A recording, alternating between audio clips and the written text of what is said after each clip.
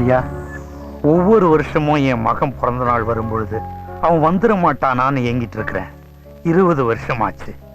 எங்க இருக்கிறானோ, எப்படி இருக்கிறானோ. வணக்கம் சார். வணக்கம்ப்பா. வா வா வா வா. இன்னைக்கு என் மகன் பிறந்த நாள். இந்த ஸ்வீட் எடுத்துக்க. முதல்ல நீங்க ஸ்வீட் சாப்பிடுங்க. எதுக்கு? ஏன்னா இன்னைக்கு எனக்கும் பிறந்த நாள். அடாடாடாடா, என் மகன் பிறந்த அன்னைக்கு தான் நீயும் பிறந்திருக்கிற. நீயும் என் மகன் மாதிரி தான். மகன் மாதிரி இல்ல, மகன்னே சொல்லி ஆசீர்வாதம் பண்ணு. நல்லாரு நல்லாரு நல்லாரு. பாத்தியா, என் மகன் பிறந்த நாள என்னை விட இவன் தான் பிரமாதமா கொண்டாடுவான். நல்ல நாள் பார்த்துதான் கல்யாண விஷயம் பேச வந்திருக்கேன். கல்யாண விஷயமா? ஆமா, நம்ம கிரி கல்யாணம் தான்.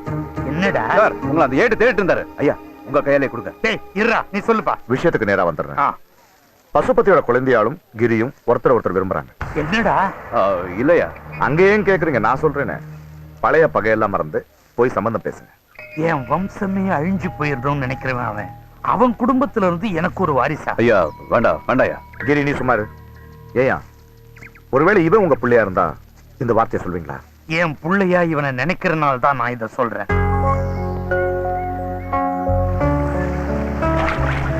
ஐயா, கொஞ்ச நேரத்துக்கு முன்னாடி இந்த புள்ளன்னு ஆசீர்வாதம் பண்ணீங்க. அந்த உரிமையில கேட்கிறேன். கல்யாணத்துக்கு ஒத்துட்டேன். அவர் சொல்றது இருக்கட்டும், உனக்கு அந்த பொண்ணை பிடிச்சிருக்கா? இல்லையா, அது எதுக்கு இப்போ? இது பாருங்க ஐயா, இந்த கல்யாணத்தினால இவங்க 2 பேர் மட்டுமே சந்தோஷமா இருப்பாங்கன்னு இல்ல, 2 ஊருமே சமாதானமா போயிடும். தயவு செஞ்சு ஒத்துக்கங்க.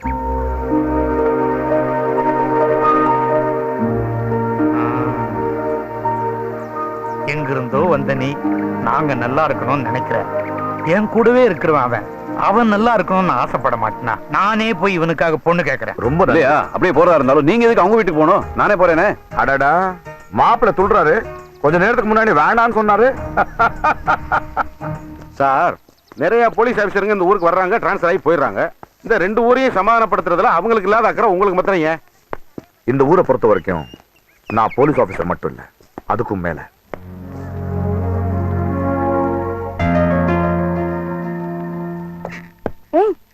என்னடி இது? மாப்பிள்ளை வீட்டுக்காரங்களா வந்துட்டாங்க, நீ இன்னும் ரெடி ஆகாம இப்படி தலைவெறி கோலமா நிக்கிறியே?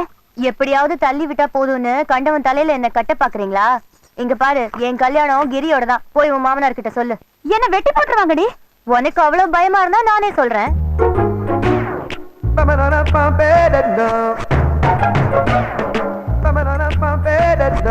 மாப்பிள்ள உட்காரு.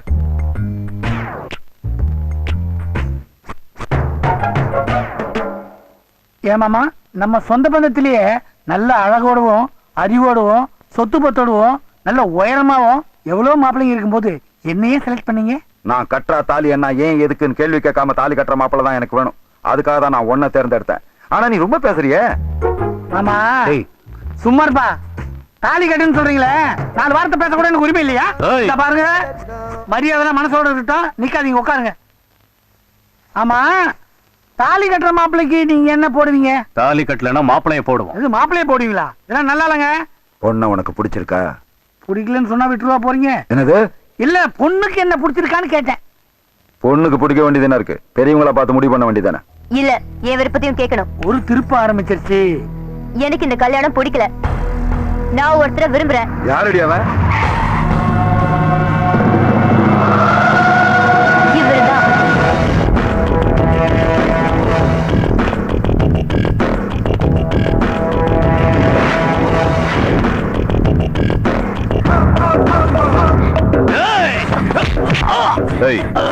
ஒரு பொண்ணு கை நீட்டி அடிக்க வரிய வெக்கமா இல்ல உனக்கு?